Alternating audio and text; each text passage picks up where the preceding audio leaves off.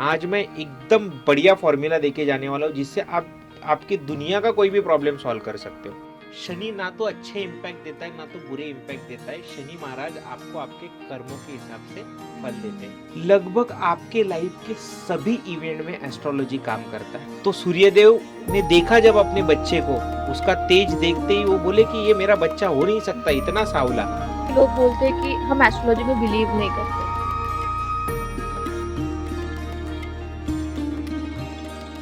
Hello everyone, नमस्ते, welcome to lifestyle unplug podcast. मेरा नाम है डॉक्टर तनुजा और आज हम एक नया टॉपिक लेके आए हैं।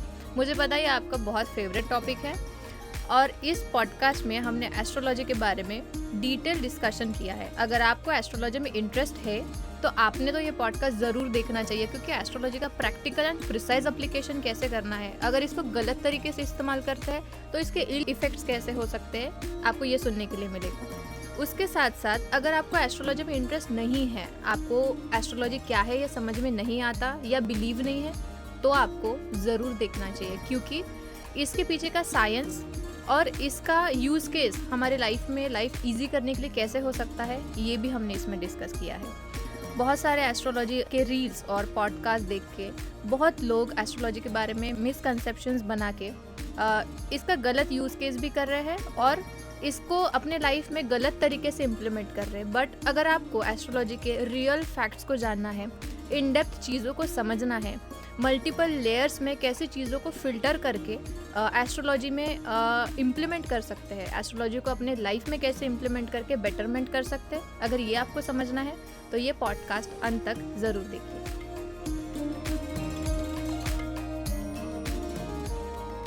नमस्कार सर। नमस्कार। सबसे पहले एस्ट्रोलॉजी क्या है और एस्ट्रोलॉजी का ओरिजिन कहाँ से हुआ है? ओके, तो जैसे ऑकल्ट साइंस में, प्रेडिक्टिव साइंस में फ्रंट एंड जो होते हैं जिससे हमको कुछ एक इनपुट लगता है, जैसे न्यूमरोलॉजी हो गया, एस्ट्रोलॉजी हो गया, पाल्मिस्ट्री हो गया, सो उसमें से एक शास्त्र आता है एस्ट्रोलॉजी। हर एक शास्त्र के अपने एडवांटेज और डिसएडवांटेज है। जब हम लोगों ने न्यूमरोलॉजी के बारे में डिस्कस किया तो न्यूमरोलॉजी से हमको ये पता चलता है कि पर्सन का नेचर क्या है, मोटा मोटी उसके लाइफ में क्या होने वाला है, उसने क्या चीज़ें फॉलो करनी चाहिए। बट जब हम लोगों को प्रिसाइज टाइम ड्यूरेशंस के बारे में पता करना होता है और डीपली अगर हम लोगों को स्टडी करना होता है तो हम लोग जाते हैं एस्ट्रोलॉजी पे। एस्ट्रोलॉजी एक ऐसा साइंस है जिसमें हम लोग जिसका कुंडली देखते हैं उसको बोलते हैं जातक। तो जातक के बारे में हर कुछ इंफॉर्मेशन हम लोग उसमें से प्राप्त कर सकते हैं। आप पकड़ के चलना, ये आपके लाइफ का एक स्कैन कॉपी है। ओके। यस। तो एस्ट्रोलॉजर वो एक कोडेड फॉर्म में है। तो एस्ट्रोलॉजी क्या करता है कि जब वो जातक का जन्म होता है उस समय की नक्षत्र की, ग्रहों की पोजीशन क्या है, कौन से दिशा में कौन से ग्रह थे, उसका जन्म कौन से नक्षत्र के ऊपर हुआ, इससे एक चार्ट बनाता है। ये चार्ट उसके एक लाइफ का एक ग्राफ डिनोट करता है।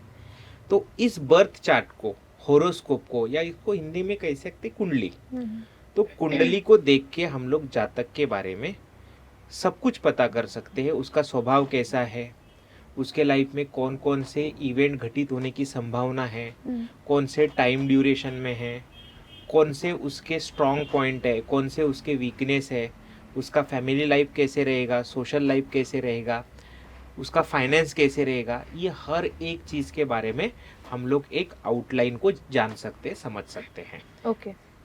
एंड जैसे आपने कहा कि एस्ट्रोलॉजी का चार्ट एक स्कैन कॉपी होती है आपके लाइफ की। करेक्ट। तो ये लाइफ तो फ्रॉम बर्थ टू डेथ है, बट क्या एस्ट्रोलॉजी में पास्ट लाइफ या फ्यूचर लाइफ का भी हम जजमेंट लगा सकते हैं? लगा सकते हैं, क्योंकि इंसान का जो जन्म होता है वो कहाँ पे पैदा होगा, कौन से घर में पैदा होगा, कौन से जगह पे पैदा होगा, ये उसके पास्ट कर्मा डिसाइड करते हैं। तो हम लोग उससे उसके पास्ट लाइफ का भी जजमेंट लगा सकते हैं। बट मुझे लगता है कि अभी हम लोगों को, जैसे कि गाड़ी चलाते वक्त हम लोग बहुत ज़्यादा भी दूर देखेंगे और ज़्यादा भी नज़दीक देखेंगे तो विजन ब्लर हो जाता है। तो एक पर्टिकुलर डिस्टेंस का अगर हम लोग मुआयना करते हैं तो हमारा जर्नी ईजी होता है। सो हम लोग क्या करते हैं कि जो नियर फ्यूचर है, विद इन 5 years 2 years, हम लोग उसको वो कैलकुलेशन को लेके एस्ट्रोलॉजी का सपोर्ट लेते हैं। ओके, अभी ये एस्ट्रोलॉजी में जो चार्ट होता है उसके अंदर एक 12 हाउसेस होते हैं और उस 12 हाउसेस से हम लोग जजमेंट लगाते हैं कि जातक के अगर स्पेसिफिक क्वेश्चन है तो हम लोग उसको स्पेसिफिक क्वेश्चन के बारे में गाइड करते हैं। सर ये जो 12 हाउसेस है, हाँ, तो इसका मतलब मीनिंग कैसे निकालते हैं? 12 हाउसेस का मीनिंग क्या है कि हाउसेस एक कोई पर्टिकुलर रचना है ग्रहों की या प्लैनेट Yes. की, या इसके बारे में कुछ एलैबोरेट करके बताइए। अभी क्या होता है जनरली ये जो अंतरिक्ष है हमारा 360 डिग्री का ब्रह्मांड होता है। तो 360 डिग्री के ब्रह्मांड को हम लोगों ने डिवाइड किया हुआ है 12 राशियों में। ओके। ओके, 12 राशि है, उसके अंदर 27 नक्षत्र है और हर एक नक्षत्र में 4 चरण है। ओके। तो 27 इंटू 4 108। हम्म। इसीलिए 108 108 ये जो नंबर है हमारे हिंदुइज्म में बहुत ही पावरफुल नंबर है। उसका स्पिरिचुअल सिग्निफिकेंस बहुत ज़्यादा है।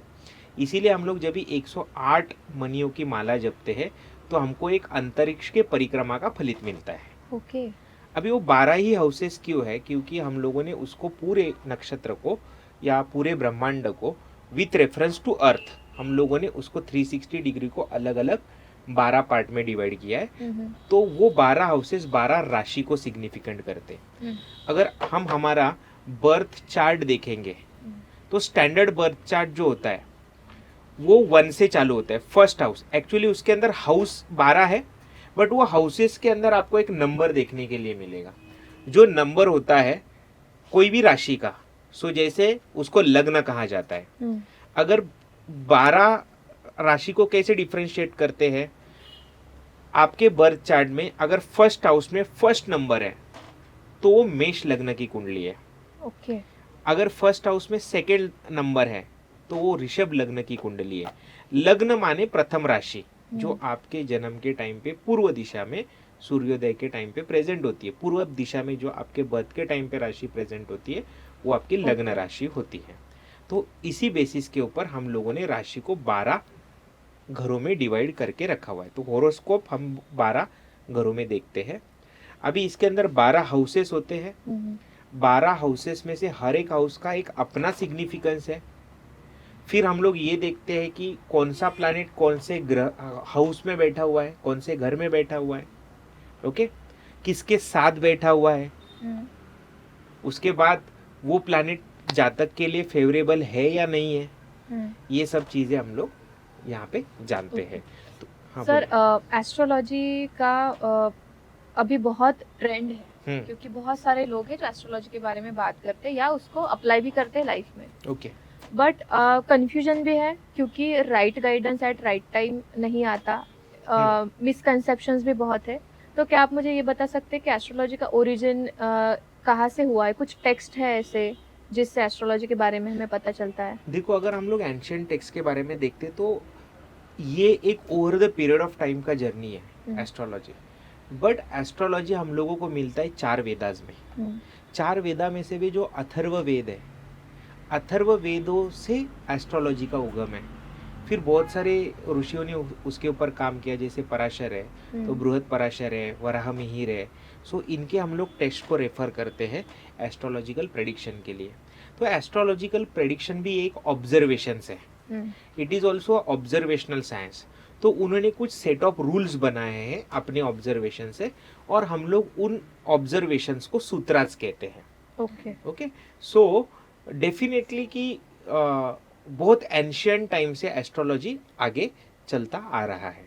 और सर, जैसे आपने कहा कि ये स्कैन कॉपी है, हाँ. तो स्कैन कॉपी लाइफ का मतलब एज इट इज जहाँ पे होता है, जस्ट लाइक जेरोक्स। बट बहुत बार ऐसा होता है कि लोग बोलते हैं कि हम एस्ट्रोलॉजी में बिलीव नहीं करते, या कोई कहता है कि एस्ट्रोलॉजी में लिखा है तो वो वैसा ही होता है। तो इसको हम कैसे परसीव करें एस्ट्रोलॉजी को? अगर किसी नए इंसान को मुझे एक्सप्लेन करना है कि एस्ट्रोलॉजी का यूज केस कैसा है या उसका एडवांटेज हम कैसे ले सकते हैं, ओके, तो हमारे लाइफ में किस इवेंट्स में हम एस्ट्रोलॉजी का बेनिफिट ले सकते हैं और वो किस तरह से? लगभग आपके लाइफ के सभी इवेंट में एस्ट्रोलॉजी काम करता है। आप उसका यूज किस तरह से करते हो ये बहुत डिपेंड होता है। एस्ट्रोलॉजी हो या कोई भी ऑकल्ट साइंस हो, वो अकर्मण्यता को नहीं दर्शाता, वो चांसेस डिनोट करता है, जस्ट लाइक अ जीपीएस। अगर आप जीपीएस पे रूट चेक करते हो तो आपको 3 से 4 रूट दिखाई देते हैं। आपको एक अप्रोक्सीमेट वक्त पता चलता है कि कौन से रूट से आपको कितना किलोमीटर लगेगा, कितना समय लगेगा, और कौन सा रूट कितने ट्रैफिक से भरा हुआ है। सो आपका डिसीजन मेकिंग जो प्रिसाइज है और बहुत क्विक हो सकता है। इसी तरह से एस्ट्रोलॉजी जो है ये गाइडेंस करने वाला साइंस है। ये आपको गाइड करेगा। ये गाड़ी चलाने का साइंस नहीं है, गाड़ी तो आपको खुद को चलाना है। बट होता क्या है, एस्ट्रोलॉजी हमारा टाइम बचाती है। Time is nothing but a life. Time का जाना, टाइम का व्यय होना, इसका मतलब आपका लाइफ का उतना पोर्शन वेस्ट हो जाना। राइट। बट अगर आप एस्ट्रोलॉजिकल प्रेडिक्शन से उसको सही तरह से अगर आप इम्प्लीमेंट करते हो तो आपके लाइफ के बहुत सारे निर्णय लेने में आपको सहजता रहेगी। वरना जिस कश्ती को डायरेक्शन ही नहीं मिलता, किनारा कैसे मिलेगा उसको, वो भटकती रहेगी और वो ट्रायल एंड एरर करते रहेंगे। दो चीज़ें कि एक तो आप ट्रायल एंड एरर से सीखो। मैं ये नहीं बोलता कि जिसको बिलीव करना है वो कर सकता है, ये अपनी अपनी खुद की मान्यता है। बट अगर ये साइंस आपको हेल्प कर रहा है, आपको एग्जैक्टली पता है कि आपके चांसेस कितने हैं, हो पाएगा या नहीं हो पाएगा, तो आपका टाइम और एनर्जी अगर आपको बचाना है तो डेफिनेटली आपने एस्ट्रोलॉजी की हेल्प लेनी चाहिए। बट उसके साथ साथ बहुत सारी चीज़ें मायने रखती है। एस्ट्रोलॉजी के साथ आपके एफर्ट्स भी उतने ही इम्पोर्टेंट है, क्योंकि एस्ट्रोलॉजी ये नहीं बोलता। कोई कोई लोग मतलब ये तो इलॉजिकल है, बोले कि मुझे ये एप्पल खाना है, ये मेरे नसीब में है, लेकिन मैं नहीं खाऊंगा तो नहीं मिलेगा। सिंपल है। बट ये कॉज ऑन इफेक्ट रिलेशनशिप है कि ये आपको मिलने की संभावना है या नहीं है। देखो, जहाँ पे प्रोबेबिलिटी आती है वहाँ पे कुछ ना कुछ चांसेस होते ही है। सिर्फ एस्ट्रोलॉजी से आपको ये पता चलता है कि आपको कितना इनपुट डालना है। एस्ट्रोलॉजी आपको ये गाइड करता है कि आपको कितना इनपुट, कब, कहाँ, कैसे और किस तरह से आपने दिया तो आपको आउटकम जल्दी आएगा। एस्ट्रोलॉजी ये नहीं बोलता कि बिना आउटकम के आपको ये मिलेगा। आपको अपॉर्चुनिटी देता है, बराबर है। फॉर एग्जाम्पल, मैंने आपको एक अपॉर्चुनिटी का बॉक्स दिया। मैंने आपको बोला ये आपका अपॉर्चुनिटी वाला बॉक्स है, इसमें जो भी डालोगे आपको डबल मिलेगा। ओके, ये एक स्टेटमेंट हो गया। बट आपने उसके अंदर सपोज आपने 2 रुपए डाले तो आपको 4 रुपए मिल गए, बट आपका वो अपॉर्चुनिटी यूटिलाइज हो गया। बट कोई बंदा रहेगा वो बोलेगा कि ये अपॉर्चुनिटी है, मैं क्या करूंगा, मैं इसके अंदर 2 करोड़ डालूंगा। कोई बोलेगा 20 लाख डालूंगा, तो उसको उसके डबल मिलेगा। सो ये एक हम लोगों ने एक एनालॉजी समझने के लिए लिया है, एग्जाम्पल। तो आपके पास अपॉर्चुनिटी है, बट आप जितना एफर्ट से उस अपॉर्चुनिटी को मल्टीप्लाई करोगे उतना आपके लाइफ में आउटकम अच्छा रहेगा। वरना वो अपॉर्चुनिटी थी लेकिन आपने बहुत छोटी चीज के लिए उसको यूटिलाइज कर लिया। यस और नो? सो हमको ये अपॉर्चुनिटीज के बारे में पता रहना बहुत जरूरी होता है। उसके 2-3 अपने अपने एडवांटेजेस है। नंबर 1, अगर आपको कुछ अपॉर्चुनिटीज के बारे में कुछ पता है तो पहले तो आप प्रिपेयर हो सकते हो, आपके पास सफिशिएंट टाइम रह सकता है। तो आपको पता है कि आपके अंदर क्या लैक्यूनाज है, तो उसको कवर अप करने के लिए आपको क्या करना चाहिए। ओके, और एस्ट्रोलॉजी से बहुत सारी चीज़ें, करियर नहीं, आपकी हेल्थ के बारे में जान सकते हो, करियर के बारे में जान सकते हो, मैरिज के बारे में जान सकते हो, फाइनेंस के बारे में जान सकते हो। So you can take a judgment of all the kind of opportunities. Okay, ठीक है। तो अगर किसी के नैया भटक रही है कहीं, तो उसने एस्ट्रोलॉजी का सहारा लेना चाहिए? डेफिनेटली लेना चाहिए। गाइडेंस जहाँ से भी मिलता हो वहाँ से बटोरना चाहिए। देखो, कुछ लोगों की मान्यता है नहीं है, तो मैं बोलता हूँ आप ट्रायल एंड एरर करो, कोई बात नहीं है। जो चीज़ अगर 2 दिन में होने वाली है, आपको अगर उसको विलिंगली 2 साल देना है तो उसमें मेरी कोई प्रॉब्लम नहीं है। एस्ट्रोलॉजी बोलता नहीं है, astrology never make followers. Science गलत नहीं होता है, हाँ उसको इंटरप्रेट करने वाले गलत हो सकते हैं, क्योंकि इंसान है, इंसान से गलती होता है, तो इंटरप्रिटेशन में थोड़ा बहुत प्लस माइनस हो सकता है। ओके, तो एस्ट्रोलॉजी को देखो, प्रेडिक्शन करने के लिए 2 चीज़ें हैं। प्रेडिक्शन करने के लिए एक तो है आपका स्टडी और रिसर्च, दूसरा चीज़ आता है एक्सपीरियंस, ये एक ही में कंसिडर करूँगा मैं। और एक सेकेंड जो पार्ट है वो है इंट्यूशन। सो उसके अंदर दो पार्ट है, एक होता है एनालिसिस, उसको बोलते हैं विश्लेषण, एक होता है प्रेडिक्शन, जिसको बोलते हैं भाकित। सो पहले एनालिसिस अगर परफेक्ट रहेगा तो ही आपका प्रेडिक्शन मैक्सिमम परफेक्ट होने के चांसेस है।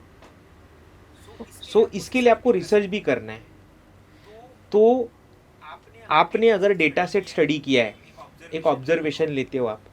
सो हमारे पहले जो ऋषि थे, जो एस्ट्रोलॉजी के रिसर्चर थे, उन्होंने ऐसे डेटा सेट को स्टडी किया।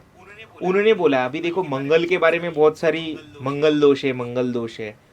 तो उन्होंने क्या बोला है कि ऐसा ऑब्जर्व किया गया कि अगर मंगल किसी के अष्टम स्थान में बैठा हुआ है तो उसके एक्सीडेंट के चांसेस ज़्यादा है, क्योंकि उनका ऐसा डेटा सेट था कि उन्होंने क्या किया, एक केस स्टडी किया, जितने लोगों का एक्सीडेंट हुआ उन्होंने वो स्टडी निकाला, उनके हॉरोस्कोप के अंदर सिमिलैरिटीज निकाला, और ये सिमिलैरिटीज को लेके आने के बाद ये सूत्र बने। मैक्सिमम टाइम ऐसा होता है, यस और नो। तो हम लोग क्या कर सकते हैं, उसको अवॉइड भी कर सकते हैं। अगर आपको पता है कि आगे गड्ढा है तो आप कॉन्शियसली चल सकते हो, तो उस चीज़ को आप अवॉइड कर सकते हो।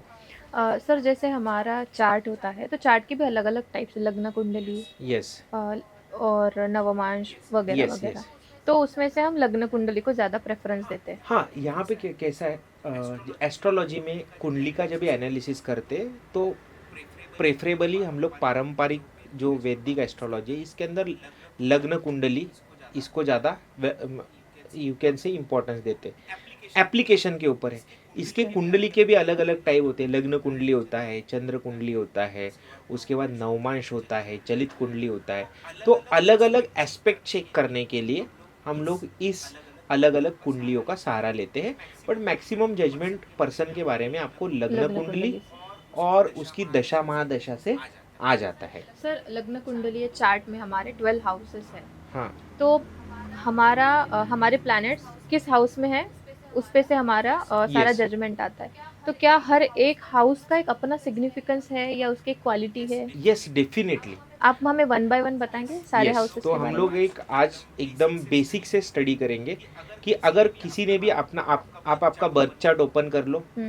फर्स्ट हाउस जो सेंटर में, आप अगर उसको स्क्वायर देखोगे तो सेंटर में टॉप का जो हाउस होता है वो नंबर 1 का होता है। फिर हम लोगों को एंटी क्लॉकवाइज घूमना है। ओके। तो एंटी क्लॉकवाइज घूमते घूमते लास्ट हाउस जो होता है वो 12th हाउस होता है। तो हमारी कुंडली में first, second, third, fourth, fifth, 6, 7, 8, 9, 10, 11 and 12, ऐसे 12 हाउस है।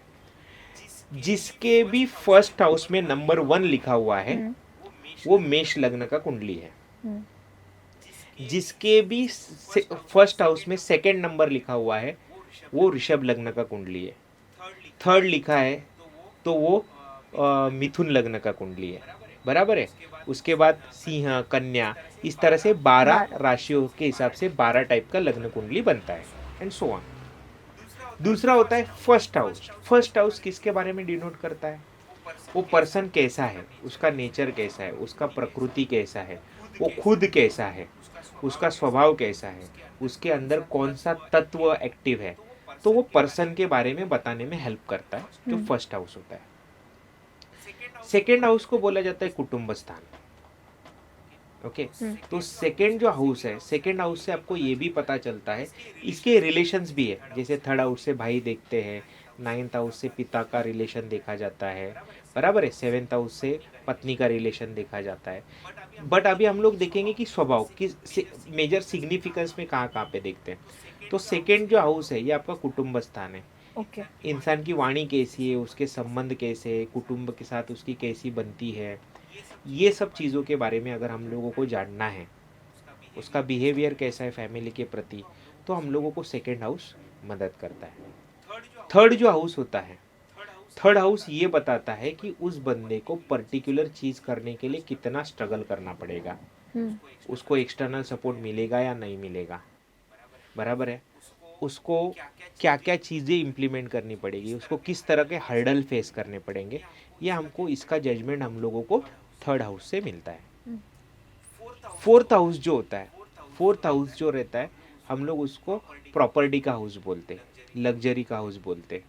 सो इंसान अपने लाइफ में कितना लग्जरियस लाइफ जिएगा, उसका प्रॉपर्टी बनेगा या नहीं बनेगा, उसके माता के साइड्स के लोग मतलब उसके मामा जी वगैरह नाना नानी कैसे हैं, मम्मी कैसी है, ये सब जो चीज़ें हैं मम्मी के साइड्स का परिवार, ये यहाँ से हम लोगों को पता चलता है।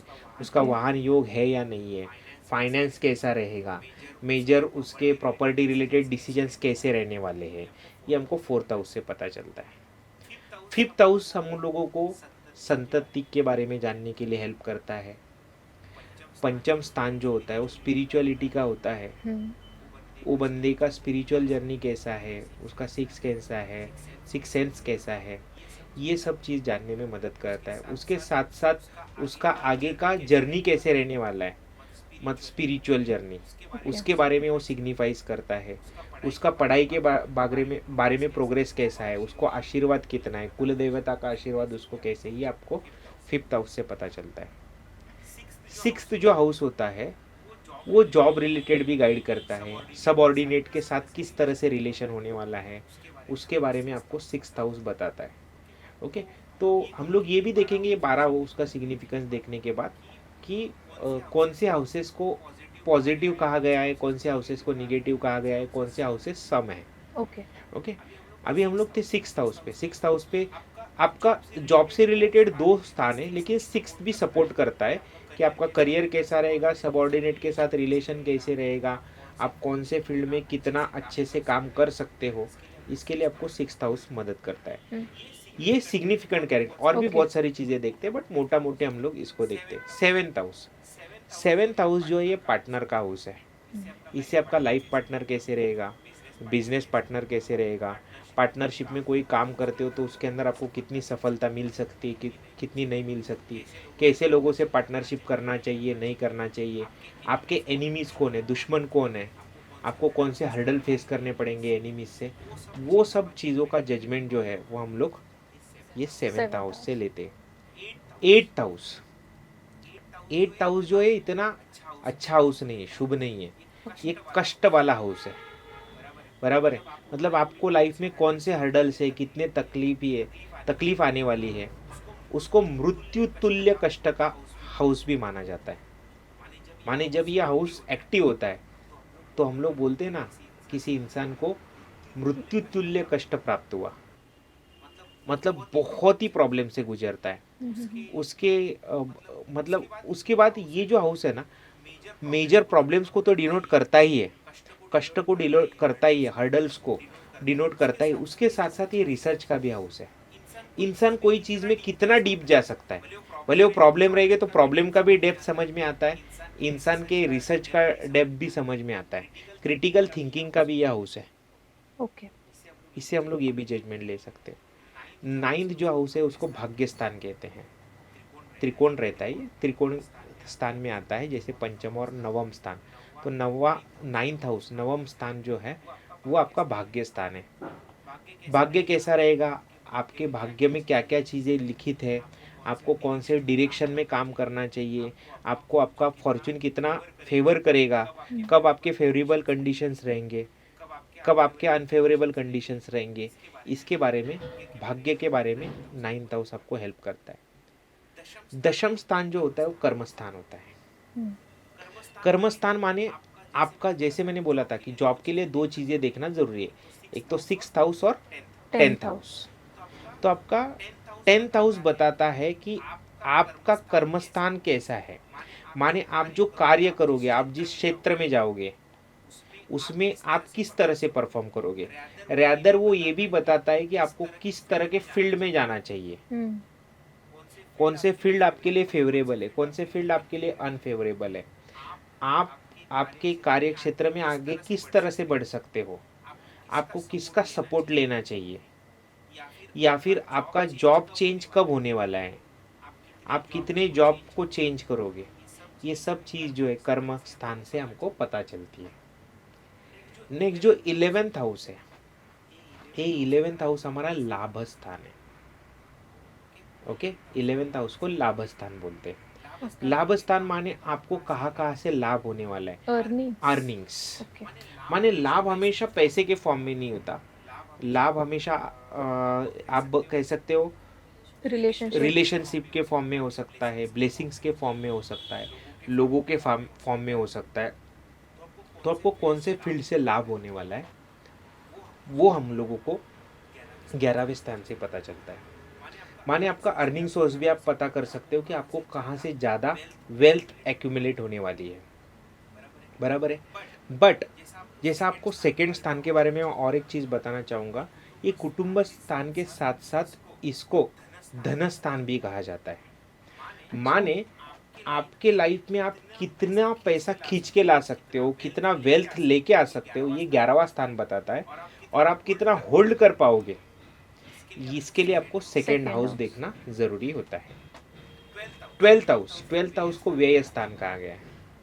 व्यय, यहाँ से हम लोग ये देखो आपका व्यय कौन सा, मतलब आपका पैसा जो है, आपकी चीजें, एक्सपेंस कहाँ से होने वाला है, व्यय कहाँ से होने वाला है, परदेश गमन आप कैसा करोगे, घर से दूर जाने के चांसेस कितने हैं, बराबर है। उसके बाद आपका इससे वायु तत्व भी निकाला जाता है कि आपका नेम फेम किस तरह से हो सकता है, कितनी जल्दी स्प्रेड हो सकता है, इसके लिए भी यह हाउस आपको मदद करता है। ओके हाउसेस में सारे प्लैनेट्स की जैसी पोजीशन होती है वैसा इफेक्ट होता है, बट हाउसेस का प्लैनेट्स का एक खुद में कैरेक्टरिस्टिक्स होगा। यस तो आप एक 9 प्लैनेट्स के बारे में एक बार बता दीजिए कि ओके। तो यहाँ पे देखो जो 12 राशि है, वो जो राशि है वो अलग अलग प्लैनेट से रिलेटेड है, उसको 9 प्लैनेट रूल करते हैं। ओके 9 में से भी 12 राशि 7 प्लैनेट में डिवाइड किया गया है। ओके ओके उसमें से जो 5 प्लैनेट है उसको 2-2 राशि है, और जो चंद्र और सूर्य उनको एक एक राशि दी गई है। अच्छा ओके तो इस प्लैनेट का सिग्निफिकेंस होता है राशि के ऊपर, मतलब ये प्रभाव देते हैं, मतलब ये राशि के स्वामी होते हैं, वो राशि के स्वामी होते हैं। ओके जैसे कि पहली राशि जो है मेष, मेष के स्वामी जो है मंगल देव है। मंगल देव को सेनापति कहा गया है। मंगल देव आपके अंदर कितना पोटेंशियल है, आपके अंदर कितना धैर्य है, करेज है, ये बताता है। कोई भी चीज़, ये मंगल जिनका स्ट्रांग होता है वो लोग क्या करते हैं, कोई भी चीज़ को बहुत हिम्मत से काम लेते हैं। ये आपकी हिम्मत दर्शाता है, आपका पोटेंशियल डिनोट करता है, आपके अंदर का अग्नि तत्व बताता है। मंगल का डिग्री कितना है इससे पता चलता है कि आपके ऊपर मंगल का कितना प्रभाव है, आपका अग्नि तत्व कैसा है। ओके सो मंगल के अंदर 2 राशि आती है। ओके मेष और एक वृश्चिक आती है। ओके ये जो राशि होती है ये मंगल की राशि रहती है। अभी मंगल से मुझे एक सवाल आया, मांगलिक होना और ना होना, मतलब ऐसा बोलते कि मांगलिक जो लड़का है उसे मांगलिक लड़की से ही शादी करनी है, तो कुंडली में किस स्थान पे मंगल होने से वो मांगलिक होता है? बहुत बार मंगल अगर केंद्र स्थान में रहता है, जैसे 1st हाउस है, 4th हाउस है, 7th हाउस है, उसके बाद 10th हाउस है या 12th हाउस है, इसमें अगर मंगल आता है तो उसको 8th हाउस में भी मंगल दोष माना जाता है। ओके सो केंद्र के स्थान और 8th और 12th हाउस, सो मंगल दोष है ऐसा उसको माना जाता है। बट सिर्फ मंगल का वहाँ पे होना ये मंगल दोष को नहीं दर्शाता, उसके लिए बहुत सारी चीज़ों को आपको देखना है। सबसे पहले मंगल देव उस जातक के कुंडली में फेवरेबल है या नहीं है। okay. अगर फेवरेबल प्लैनेट है तो मंगल दोष को डाइल्यूट कर देंगे।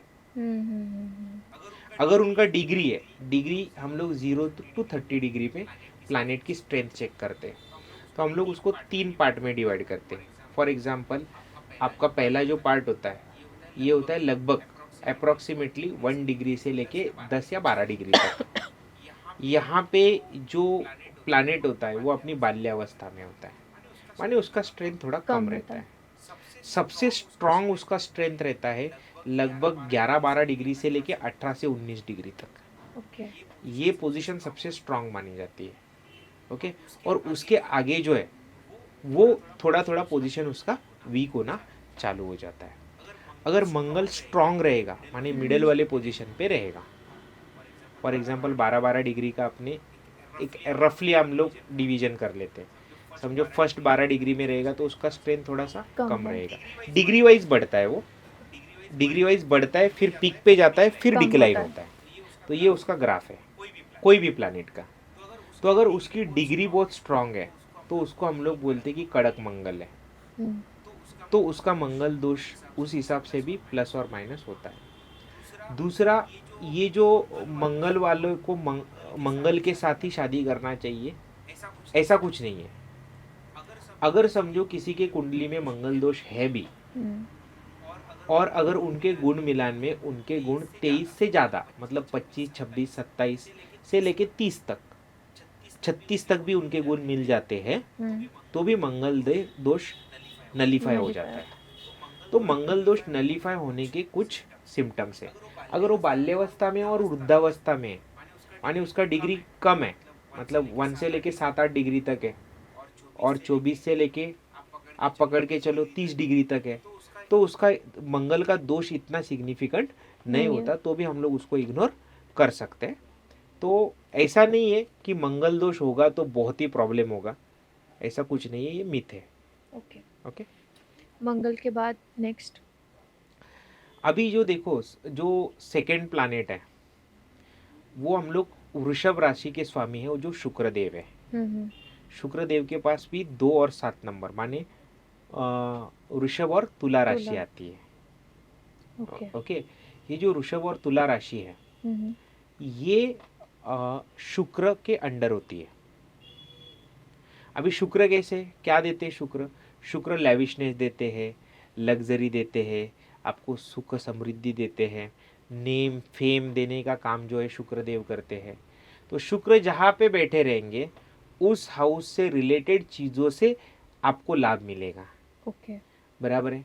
शुक्र कैसे शीत ग्रह है, जैसे मंगल देव जो है अग्नि तत्व है के है, तो वैसे ये शीत ग्रह है, इनका जल तत्व और वायु तत्व दोनों का इनके ऊपर प्रभाव आता है।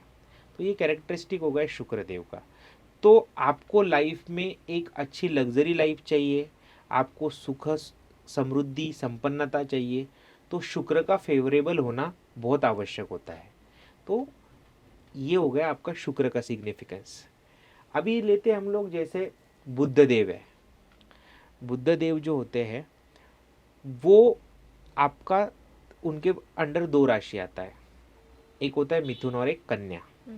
ओके, सो बुद्ध देव ये बताते हैं कि आपकी बुद्धि कैसी है, आपकी ग्रास्पिंग पावर कितनी है, आपको पढ़ाई में आप कैसे हो, आपका लर्निंग पैटर्न किस तरह से है, आपका कम्युनिकेशन कैसा है, आपकी वाचा कैसी है, आपकी वाणी कैसी है, आपका बिहेवियर लोगों के साथ किस तरह से रहने वाला है, आपके संबंध कैसे रहने वाले हैं, आपकी समझ किस तरह से होने वाली है। ये जो है, ये सब जो कैरेक्टरिस्टिक्स होते हैं वो बुद्ध देव के होते हैं। ओके, सो बुद्ध देव कैसे है, थोड़ी सी चतुर है, यंग है, उसके अंदर बहुत एनर्जी है। ओके, सो ये बुद्ध देव का कैरेक्टरिस्टिक होता है। उसके बाद चंद्रदेव।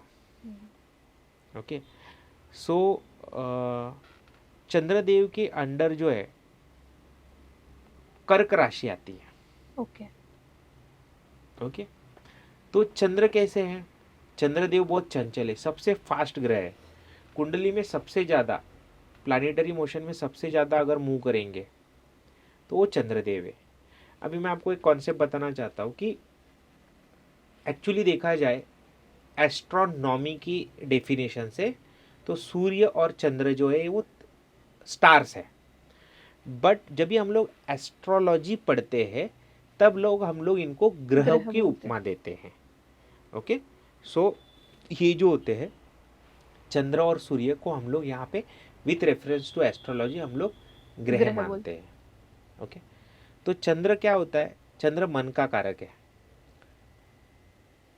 पर्सन इमोशन कैसा है, इमोशनल बिहेवियर कैसा है, उसके मूड स्विंग्स के पैटर्न कैसे है, उसकी सोच कैसी है, ज़्यादा सोचता है या कम सोचता है, उसको मेंटल एबिलिटीज़ किस तरह से है, ये सब चीज़ों के बारे में अगर जानना है तो हम लोगों को चंद्रदेव मदद करते हैं। ये चंद्रदेव से हमें पता चलता है कि इस बंदे का बिहेवियर कैसे होने वाला है, ये इंट्रोवर्ट रहेगा, एक्सट्रोवर्ट रहेगा, ज़्यादा इमोशनल रहेगा, बोलने से हर्ट हो पाएगा, उसका डिसीजन मेकिंग कैसे रहेगा। सो ये भी हम लोगों को चंद्रदेव से पता चलता है। नेक्स्ट जाते हैं सूर्यदेव। सूर्यदेव के अंदर जो राशि आती है वो सिंह राशि आती है। तो सिंह राशि को राजा माना गया है। ओके, तो ये जो सिंह राशि के स्वामी उनको राजा मानते हैं। चंद्र जो है वो रानी की तरह है, माने उनका सेकंड सिग्निफिकेंस है, क्योंकि उनके अंदर एक एक ही राशि दी गई है। तो सिंह वाले कैसे रहते हैं, सिंह राशि के ऊपर भी अग्नि तत्व का प्रभाव होता है। जो सिंह वाले होते हैं वो निडर होते हैं, वो अपने डिसीजन स्वयं लेते हैं, महत्वाकांक्षी होते हैं, एम्बिशियस होते हैं, उनको ज़्यादा किसी की बात सुनना पसंद नहीं होता। सुनेंगे लेकिन उनको जो सही लगता है वही वो करेंगे। तो अपने एम्बिशंस को अचीव करने के लिए कोई भी एक्सटेंट तक जाने की इनके अंदर ताकत होती है। ये बहुत अच्छे रूलर होते हैं। ठीक है, तो ये सिंह राशि का प्रभाव है। तो सिंह को डिनोट कौन करता है, सूर्य। तो सूर्य के कैरेक्टरिस्टिक क्या है, जैसे सूर्य तेजस्वी है तो इनके अंदर भी तेज होता है, लाइफ एनर्जी होती है, लीडर्स होते हैं। सो जैसे ग्रह का प्रभाव नंबर्स पे होता है वैसा सेम प्रभाव राशि पे भी होता है। ओके, तो सूर्य जो रहता है वो सिंह राशि को कंट्रोल करता है। उसके बाद आते हैं शनिदेव, बराबर है। तो शनिदेव के पास जो हमारी राशि है वो मकर और कुंभ राशि है। ओके, मकर और कुंभ राशि है। इनको जो रिप्रेजेंट माने 10th और 11th नंबर पे जो राशि आती है उसको कंट्रोल करते हैं शनिदेव। शनिदेव कैसे स्लो है, न्याय के देवता है। तो ये जो जातक होते हैं ये भी इनके लाइफ में डिले तो लिखा होता है, वो भी कोई भी काम बहुत फुर्सत से लेके चलते हैं। उसके बाद जल्दी डिसीजन नहीं ले पाते या फिर बहुत फास्ट डिसीजन लेते हैं। ये एक अच्छे हायरार्की पे काम करते हैं। ये बहुत अच्छे गाइड करने वाले होते हैं। इनका एनालिटिकल सेंस बहुत अच्छा होता है। सो ये जो इस ग्रह का प्रभाव ऐसे जातकों पे होता है। सो शनिदेव अपना प्रभाव डालते हैं ज़्यादातर करके मकर और कुंभ इन राशि वाले लोगों पे ऊपर। गुरुदेव जो है बृहस्पति, बृहस्पति देव के अंदर जो आती है इनके अंदर 2 राशि आती है। पहली जो राशि है धनु है और लास्ट वाला जो है मीन है। ओके, सो जो राशि है ये राशि के ऊपर बृहस्पति क्या प्रभाव डालते हैं। अभी बृहस्पति देव के कैरेक्टरिस्टिक क्या है, वो ज्ञान के देवता है, माने एजुकेशन से रिलेटेड। ये उनका एडाप्टेशन कैसे रहेगा, वो ज्ञान पाने की कितनी क्षमता रखते हैं, उनके अंदर जिज्ञासा कितनी है, उनको मान सम्मान कितना मिलेगा। तो गुरुदेव ये डिसाइड करेंगे। जो आपको जीवन में मान मिलता है, सम्मान मिलता है, अच्छी चीज़ें होती है, वो गुरुदेव के आशीर्वाद के बिना बिल्कुल नहीं हो सकती।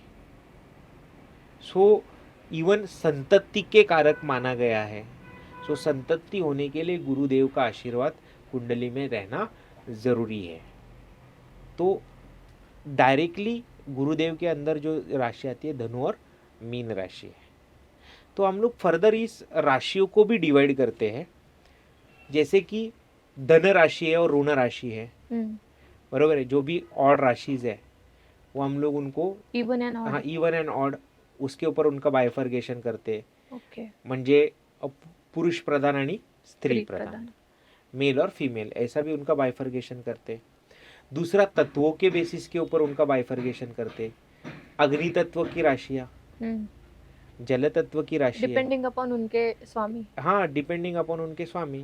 ओके, सो आप नंबर लगा लो।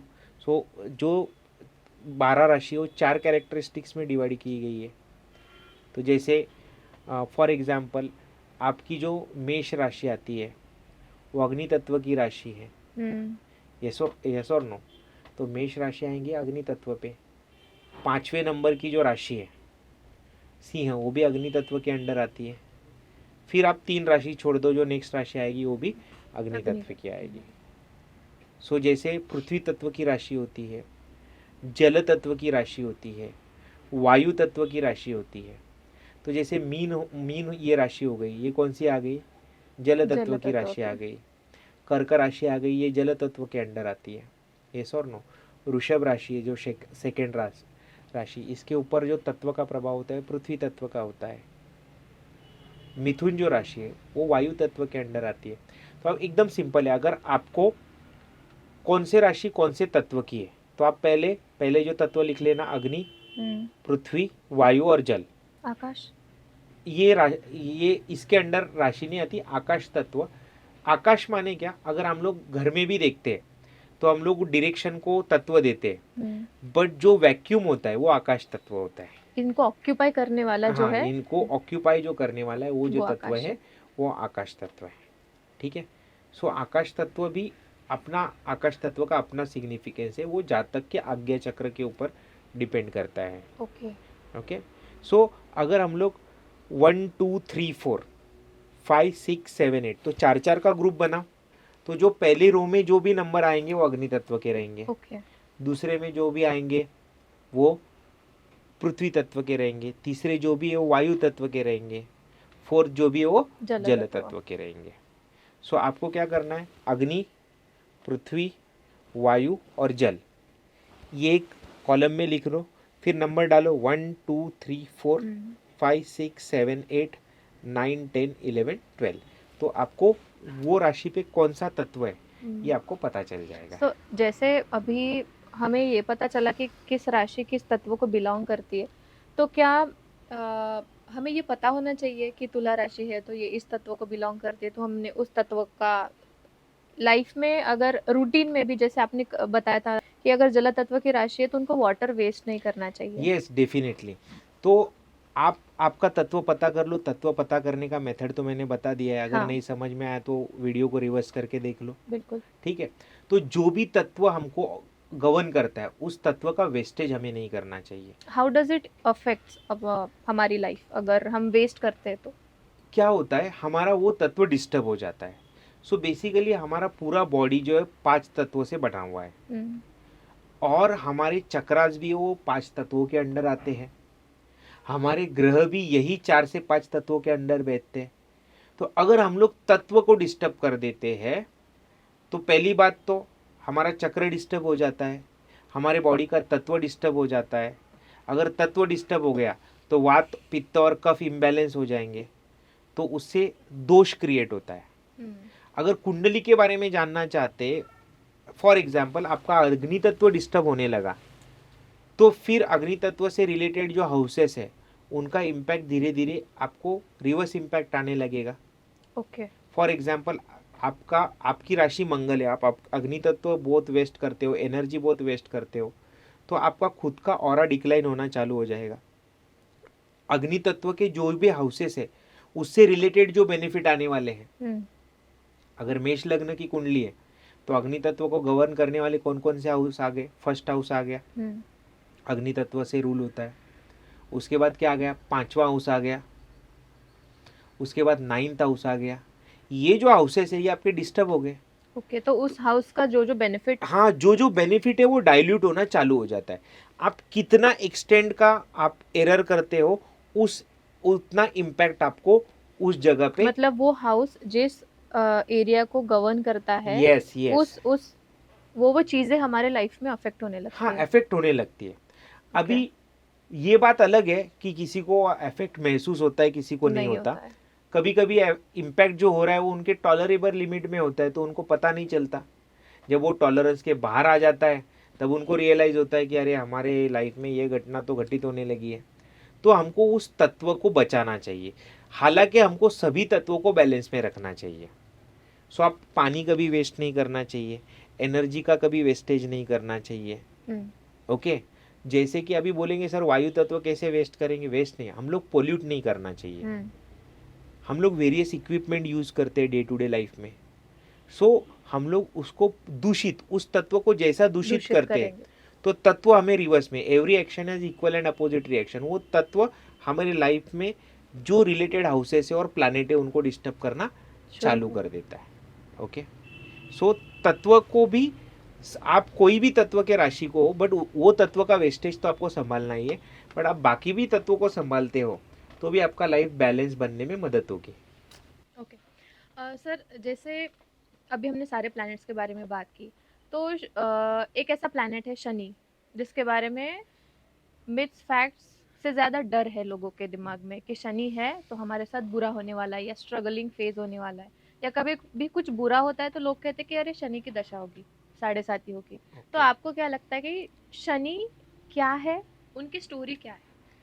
एक्चुअली जो शनि देवता के बारे में, शनि देव के बारे में जो डर है ना, वो जो डर है वो रहना नहीं चाहिए। शनि जो ग्रह है, शनि को कर्म फलदाता कहा गया है। हम्म। शनि हमेशा बुरे इम्पैक्ट देता है ऐसा नहीं है। नहीं। शनि ना तो अच्छे इम्पैक्ट देता है ना तो बुरे इम्पैक्ट देता है। शनि महाराज आपको आपके कर्मों के हिसाब से फल देते हैं। मैंने ऐसे भी देखा है कि शनि की जब भी महादशा चली है तो लोग अपने करियर में बहुत फ्लरिश हुए हैं। मतलब रंक को राजा बना देने वाला ये योग है। और अगर आपका कर्म गलत है तो आप राजा से रंक भी रंक बन बन सकते हो। देखा जाए तो शनि जो देव है उन और सूर्य देव है, ये पिता पुत्र है। ओके। हुआ क्या कि शनि देव की बर्थ की बहुत इंटरेस्टिंग स्टोरी है। तो शनि देव, यम और यमी ये तीनों भाई बहन हैं। बट सूर्यदेव की जो पत्नी थी, तो सूर्यदेव की पत्नी को तपश्चर्या को जाना था, बराबर है। तो उन्होंने क्या किया, अभी सूर्यदेव को रोज तिलक करना होता था, बट अभी करे क्या। तो सूर्यदेव को पता चल जाएगा कि मैं जाऊंगी तो यहाँ पे मैं नहीं रहूंगी तो यम और यमी का ध्यान कौन रखेगा। तो किया क्या जाए, तपश्चर्या तो उनको करना था। तो वो अपने पिताजी के पास, विश्वकर्मा जी के पास जाती है और उनसे पूछती है कि मुझे कुछ रास्ता दो।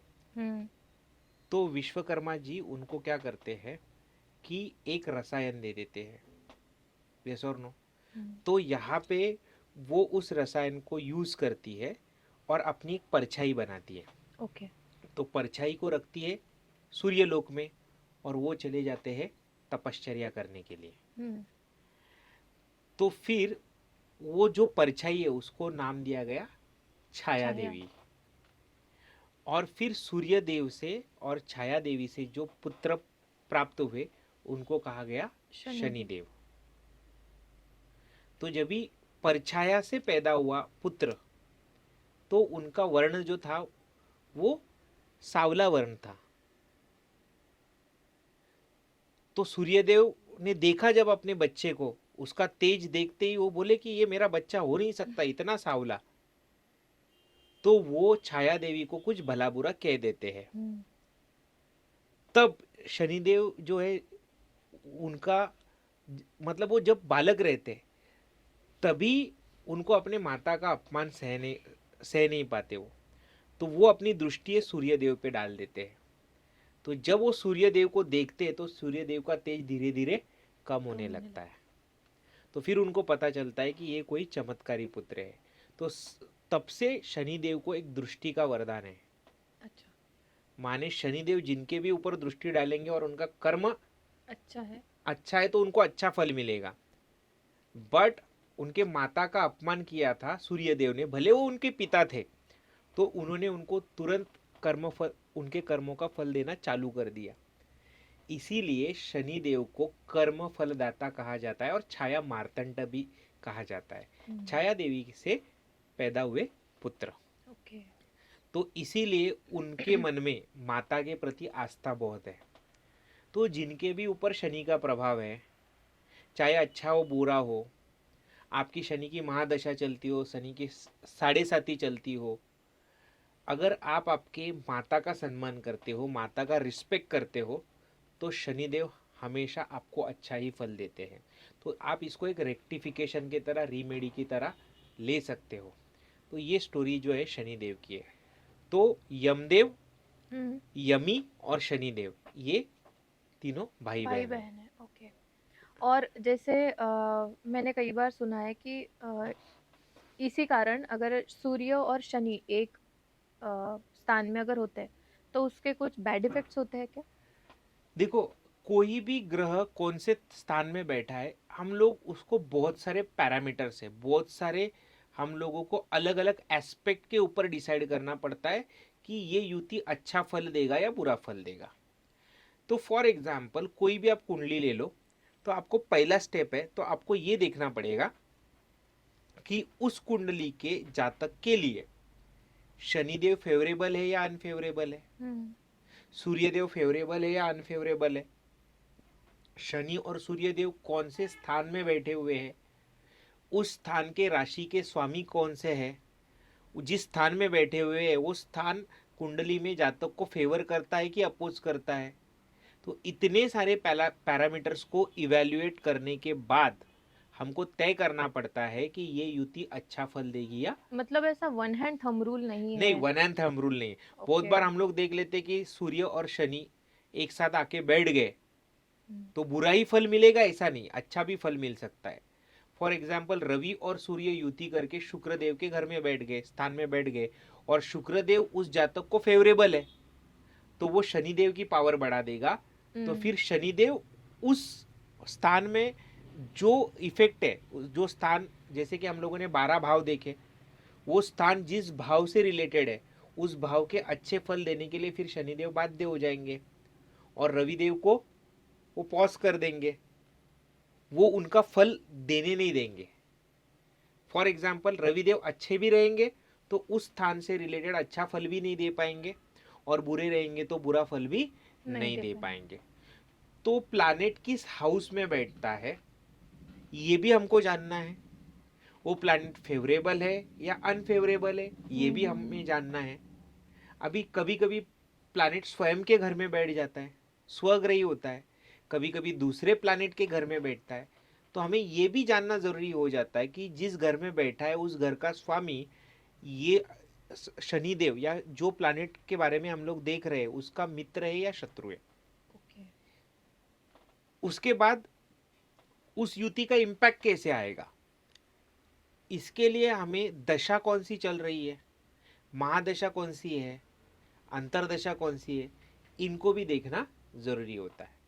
इसके साथ तीसरा आता है एस्पेक्ट।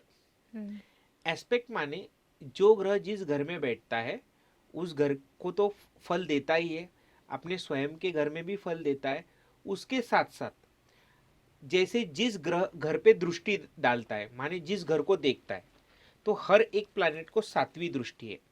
माने जो प्लैनेट जिस घर में बैठा रहेगा उससे 7th हाउस पे अपनी दृष्टि डालेगा।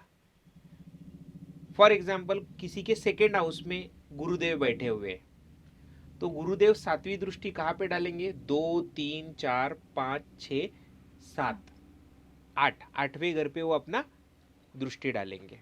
यस और नो। दूसरी बात है कि अभी एवरी प्लैनेट को 7th दृष्टि दिया हुआ है, हर प्लैनेट जहां पे बैठता है वहां से 7th हाउस पे अपनी दृष्टि रखता है। बट गुरुदेव को, शनिदेव को और मंगल देव को स्पेशल दृष्टि दिया गया है, एडिशनल। जैसे गुरुदेव जहां पे बैठते हैं वहां से 5वें स्थान पे, 7वें स्थान पे और 9वें स्थान पे दृष्टि डालते हैं। ओके, शनिदेव जो होते हैं वो 3रे स्थान पे, 7वें स्थान पे और 10वें स्थान पे दृष्टि डालते हैं। मंगल देव जो होते हैं वो 4, 7 और 8 ये उनको दृष्टि दिया गया है। तो ये ग्रह जहाँ पे बैठते हैं वहाँ से वहाँ उस स्थान पे तो इम्पैक्ट देते ही है, बट जहाँ पे उनका दृष्टि है वहाँ पे भी इम्पैक्ट देते हैं। तो हमको इतने सारे एस्पेक्ट को देखना पड़ता है, तब जाके हम लोग एक कंक्लूजन पे आ सकते हैं कि ये जो युति है दोनों ग्रह का वो कैसा फल देगा, अच्छा देगा, बुरा देगा या सम फल देगा। सम माने अच्छा भी नहीं और बुरा भी नहीं। समझ में आई बात? यस। जैसे आपने कहा कि कुछ ग्रह होते हैं जो फेवरेबल होते हैं उस कुंडली के लिए, कुछ ग्रह होते हैं जो अनफेवरेबल होते हैं, तो इसका मीनिंग क्या है? फेवरेबल माने फेवरेबल और अनफेवरेबल ग्रह को इस तरह से समझते हैं, हिंदी में हम लोग उसको तारक या मारक बोलते हैं। ओके। सो जो ग्रह आपके कुंडली में तारक ग्रह है वो जहां पे बैठेंगे उस स्थान से रिलेटेड आपको अच्छे फल देंगे, और जो स्थान उनके अंडर आता है, फॉर एग्जाम्पल अगर मेष लग्न का कुंडली है, बराबर है, तो मेष लग्न में 4th हाउस चंद्र के अंडर है, तो चंद्रदेव जो है वो शुभ ग्रह हुए मेष लग्न के कुंडली वाले को, मंगल देव उनके लिए सम हुए, ठीक है। राहु देव जहाँ पे बैठते हैं तो हमें चेक करना पड़ता है राहु अपने मित्र के घर में बैठा है कि शत्रु के घर में बैठता है, उस हिसाब से राहु और केतु फल देते हैं।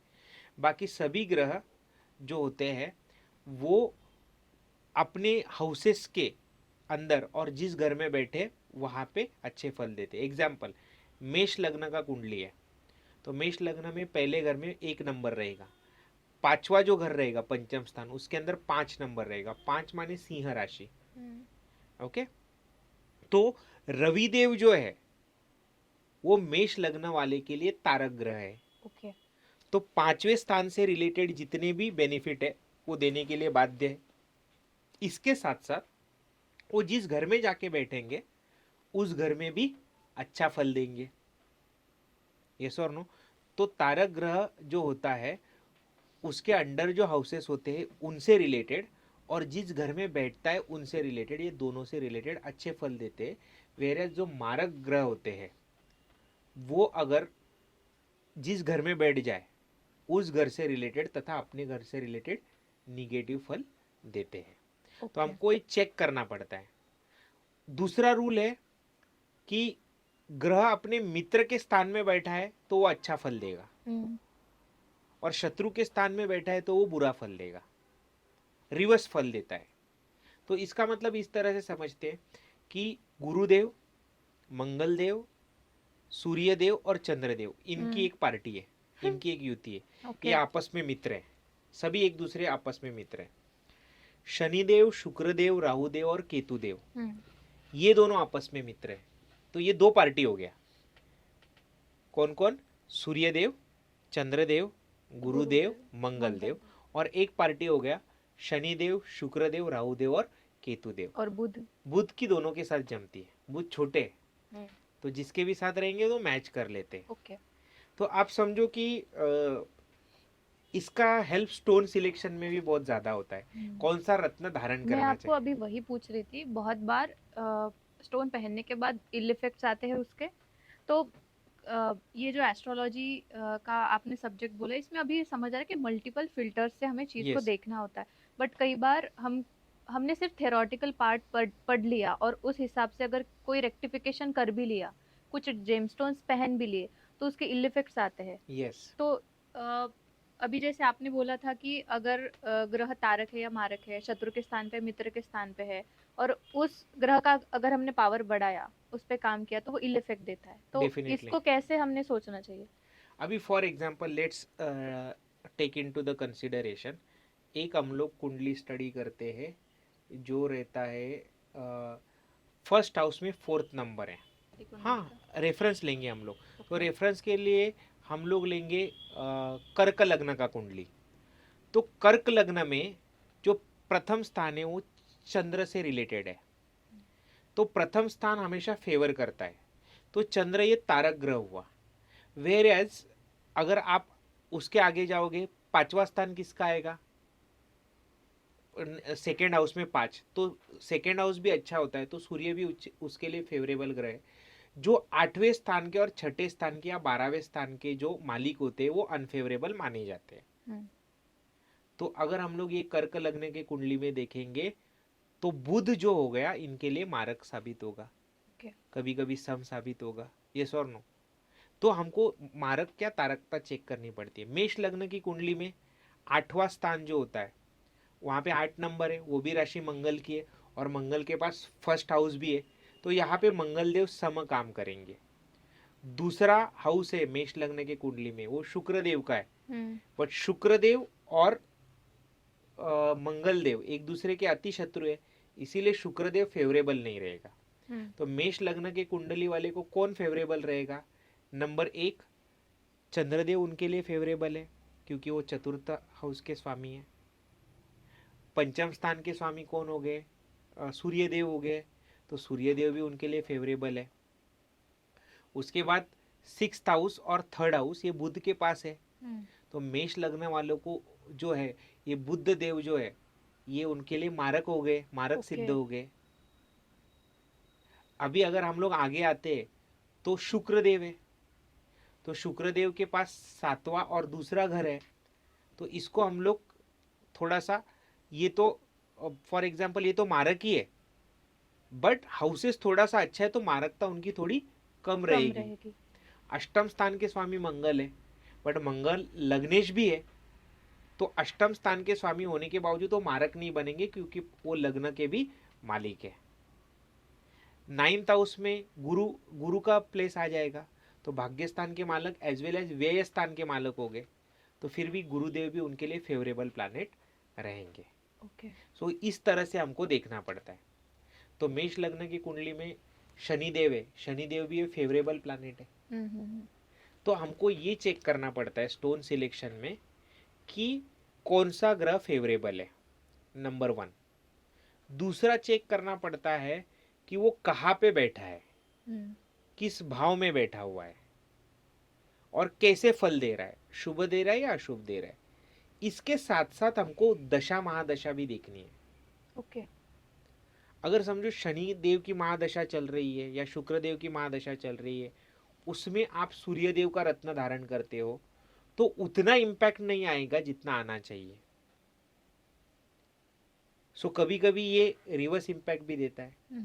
फॉर एग्जाम्पल कोई ग्रह आपको मारक स्थिति में, समझो 5वीं राशि अष्टम स्थान में आती है, तो सूर्य देव बने उनके मारक ग्रह, अगर उनको मानिक पहना दिया जाए तो सूर्य देव जिस घर में बैठ गए उस घर से रिलेटेड भी उनको प्रॉब्लम करेंगे। फॉर एग्जाम्पल अगर 8वें स्थान में पंचम राशि आती है, 5वां भाव आता है, माने सिंह राशि है 8वें हाउस में, तो सूर्यदेव मारक हुए, सूर्यदेव बैठ गए उनके दशम स्थान में, कर्म स्थान में, और अगर मैं किसी को मानिक पहना देता हूं तो प्रॉब्लम क्या हो जाएगा, जॉब रिलेटेड कर्म रिलेटेड प्रॉब्लम क्रिएट हो जाएंगे, उनकी स्टेबिलिटी खत्म हो जाएगी, क्योंकि आपने मानिक पहनने के बाद आप सूर्य की ताकत और बढ़ा दोगे, मारकता और बढ़ा रहे, तो उसकी ताकत बढ़ेगी तो मारक है तो उसकी मारकता बढ़ेगी। तो हमको ये चेक करना बहुत जरूरी हो जाता है स्टोन पहनने से पहले कि वो प्लैनेट हमारे लिए तारक है या मारक है। तो हमको मारक ग्रह की मारकता कम करनी है और तारक ग्रह की तारकता बढ़ानी है। तो इसको कैसे कर सकते हैं, जब भी आपको किसी ग्रह की तारकता बढ़ानी है तो तारकता बढ़ाने के लिए दो से तीन उपाय है। नंबर 1, आप उसके बीज मंत्र का जाप करो तो उसकी तारकता बढ़ेगी। उससे रिलेटेड चीजों को देना बंद कर दो। सूर्य है तो आप सोना गिफ्ट मत करना, सूर्य के तत्व से जो रिलेटेड चीजें है उसको आप दोगे तो तारक ग्रह की पावर कम हो जाएगी। वेयर एज मारक ग्रह के लिए मारकता कम करने के लिए उसका बीज मंत्र तारक ग्रह की तारकता बढ़ाता है और मारक ग्रह की मारकता कम करता है। इसीलिए बीज मंत्र हमेशा आपको पॉजिटिव ही इम्पैक्ट देते हैं, बीज मंत्र कभी आपको निगेटिव इम्पैक्ट नहीं देते। और अगर आपको मारक ग्रह की मारकता कम करनी है तो उससे रिलेटेड दान कर दो। यस और नो। सो जैसे धान्य आते हैं, गेहूं दान कर दो, सूर्य की इंटेंसिटी कम हो जाती है उससे। अच्छा। बराबर है। अगर मंगल है, मंगल आपको अनफेवरेबल है तो मसूर की दाल होती है उसका दान है। गुरु है तो चने का दान रहता है। तो वो प्लैनेट जिस चीजों को गवर्न करता है उसका दान करने से उसकी पावर कम हो जाती है। ये लॉजिक है। तो अगर गुरु मारक है और हम लोग उनका दान करेंगे तो उनकी मारकता कम होगी, तो ऑब्वियसली मारकता कम होगी तो तारकता अपने आप बढ़ेगी। ये दोनों इनवर्सली प्रोपोर्शनल है। जैसे जैसे मारकता कम होती जाती है वैसी तारकता बढ़ती जाती है। ओके। तो स्टोन सिलेक्शन करते वक्त भी हमें ये चीज़ का ध्यान रखना बहुत ज़रूरी है। सर जैसे स्टोन सिलेक्शन तो एक बहुत बड़ा टॉपिक है क्योंकि उसके फिल्ट्रेशंस, उसमें बहुत सारी चीज़ें हैं yes. जो ध्यान में रखनी चाहिए। अभी तो फेक स्टोन्स भी मार्केट में बहुत सारे हैं। बट शनि के साथ साथ एक ऐसे ग्रह है जिनके बारे में बहुत चर्चा होती है, राहु। कहते हैं राहु जिसको राहु का फेवर मिल गया वो तो राजा बन जाता है, अनफेवर है तो वो भिखारी भी बन सकता है। तो आपका इसके बारे में क्या कहना है? देखो कलयुग में ना राहु जो है, राहु बहुत ही टैलेंटेड है। राहु आपको राजा बनाने की ताकत रखता है। राहु आपके थॉट प्रोसेस को एक अलग लेवल पे, नेक्स्ट लेवल पे लेके जाता है। आपको दूसरे का माइंड गेम समझने की ताकत राहु देव देता है। बट अगर राहु देव अगर अपने मित्र के घर में बैठे हैं तो ही वो पॉजिटिव इम्पैक्ट देंगे। ओके। अगर राहु देव ऐसे घर में बैठते हैं जिसको गवर्न करते हैं शुक्र देव, बुध देव, शनि देव, तो वो अच्छा फल देंगे। ओके। राहु और केतु दोनों भी अगर मित्र के घर में बैठेंगे तो अच्छा फल देंगे। हाँ, केतु मंगल देव के घर में बैठ के भी अच्छा फल देता है, क्योंकि केतु को परछाई माना गया है मंगल देव की। तो राहु जो होता है, राहु क्या करता है, आपके दिमाग से खेलता है। माने राहु जितने जल्दी आपको तेजी से ऊपर पहुंचाता है उतने जल्दी नीचे लाने की भी ताकत रखता है। बट जब भी आपकी राहु की दशा महादशा चलेगी और राहु फेवरेबल है तो आपको अनगिनत सुख देके जाएगा, क्योंकि कलयुग में सबसे ज्यादा प्रभाव जो है वो राहु देव का है। ओके।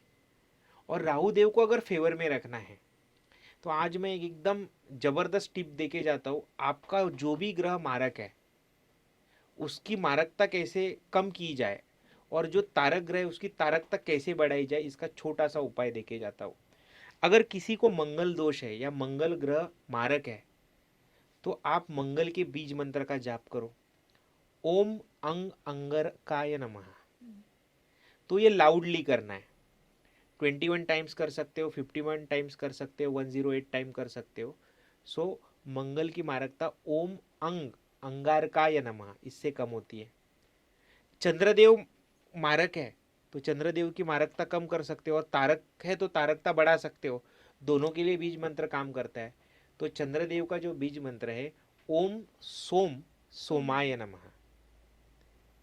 गुरुदेव है, गुरुदेव का जो मंत्र है वो है ओम ब्रूम बृहस्पतिय नमः। बुद्ध देव का मंत्र है ओम बूम बुधाय नमः। शुक्र देव का जो मंत्र है ओम शुम शुक्राय नमः।